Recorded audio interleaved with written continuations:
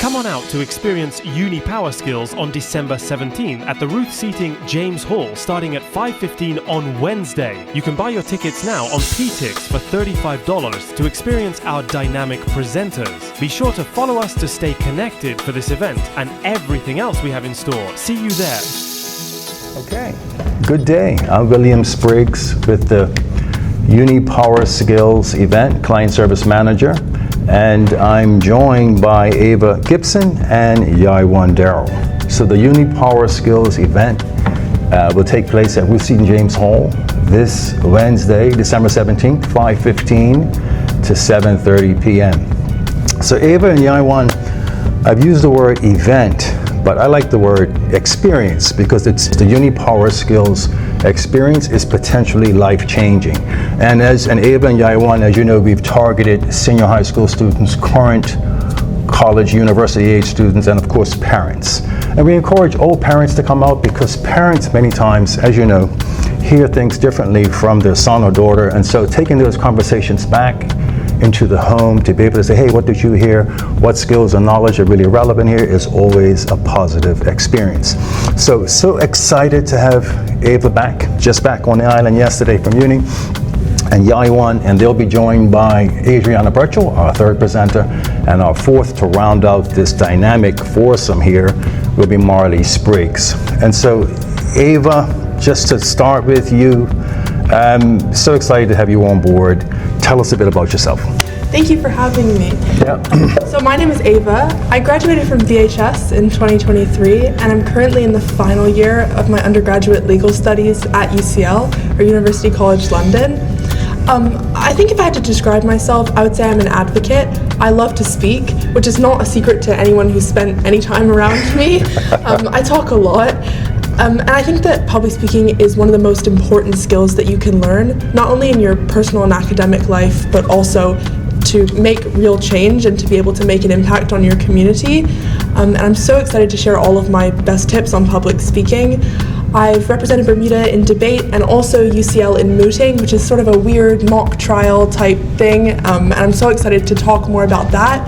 I'm also a violin player. I love music, and that's something that has been of huge help for me to find out how to express myself without talking when I do eventually stop talking at some point. So I'm so excited to share all of my experience and to see you all on Thursday. Fantastic, yeah. So yeah, Ava, thank you for sharing that. I think we all know now that even if we are just amazing in our technical abilities, in that thing that we're trained to do well, it's all about the human side, how we react, the pleasing personality, and how can I get you to do what I would want you to do? How do I influence? And that communication is just so important. So Yaiwan, tell us a bit about yourself. Hi, my name's Yaiwan Darrell. I attended Saltus and I went to King's College London for my undergrad in political economy, and I did my master's at Oxford in economics for development, and I'm currently a macroeconomic analyst working for Bermuda Economic Consulting. So a little bit about myself. Similar to Ava, I grew up doing a lot of debate, so public speaking is obviously something that I value a lot. But I think another thing that has really mattered to me growing up is the sort of support that I've gotten from different people throughout Bermuda's community, and that's something that I've tried to reflect as I've gone across to uni and done things like Long-Tail Learning Bermuda and now the Bermuda Journal of Academic Research. So what I'm going to talk a lot about on Wednesday, as you'll find out more if you come, is what is the power in giving back to the island? And I think that's something that can be useful to a lot of prospective students. You mentioned the power of your team and the individuals that supported you certainly throughout your journey there. I like to call it the Mastermind Alliance. Those people that are on your team, supporting you, helping you achieve their goals, and can't wait to hear more about that in terms of what that looked like for you. So, as both of you know, we did something different as opposed to just kind of picking you out of the hat. We actually went and did a call. We actually went to one of our sponsors, Department of Workforce Development, and certainly the Office of Youth Affairs. Thank you very much for sponsoring this first UniPower Skills experience. We went out and blasted it out overseas and locally to over 500 young people. And you two, as well as Adriana and Marley, came back. So when you saw our call for presenters initially, what got you interested, Ava? Why did you show up? How, you already kind of have an amazing resume, CV, and whatnot, but yeah, what helped you to step forward? Yeah, I thought it was such a great idea. It's something that I really wish I had had when I was going off to university. I felt like there was a lot of guesswork involved when I was about to go to university. When I landed in London in September 2023, I wasn't really sure what I was getting myself into.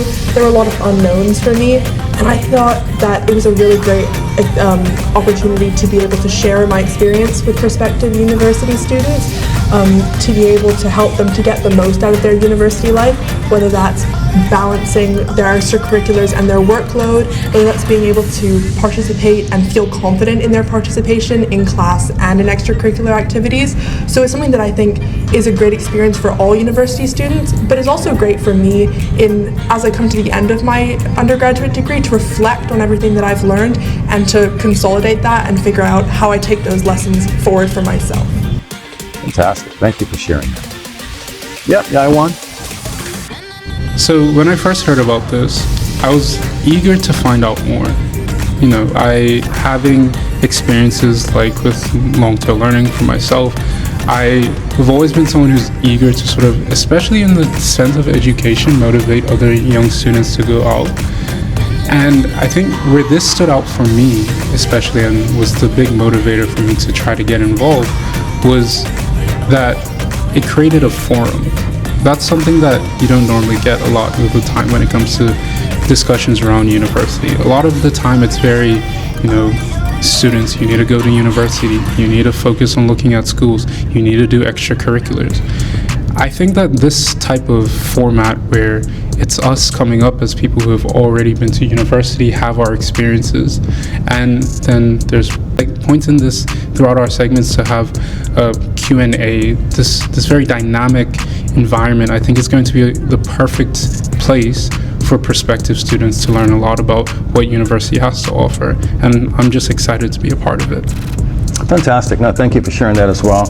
And thank you for taking advantage of this opportunity to come on stage and share your voice. And I know you're big on that, Ava, and that's part of your presentation there, being able to help attendees, just Bermuda, anyone that wants to listen, is how to develop your voice, how to advocate for yourself, how to be able to grow and lead in a very powerful way and have a strong base of communication. Yeah, and that's something that I'm hoping that will come out during the evening as well. This Wednesday, December 17th, 5:15 start, Ruth Seton James Hall, is how do I take advantage of an opportunity? Well, first I've got to show up. I've got to be in the space. I've got to pay attention and listen and take away my one or two things that are right for me. Yes, it'd be great if we got 5, 6, 7, and 8, but what are those few diamonds that are there for you? And they're going to be there this Wednesday, 5:15 at Ruth Seton James Hall. Last question. So both of you are scholarship winners, yeah?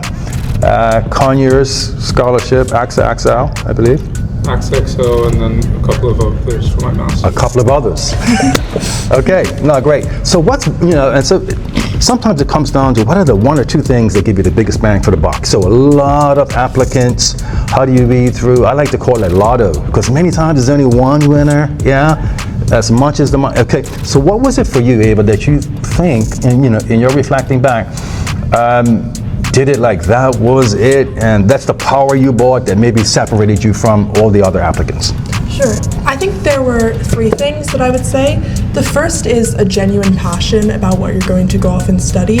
For the most part, scholarship interviews will have 2 stages, so there will be a written application and an interview. And I think being genuinely passionate really shines through in both your written work and when you have an opportunity to speak to the panel who are experts in the field that you're applying in. Oftentimes I think that really comes through. So I think that was the first thing, that I was genuinely passionate about going off and studying law, and I think it was an amazing opportunity for me to meet some amazing lawyers in Bermuda and to be able to talk about my education so far and what I was hoping to do at university.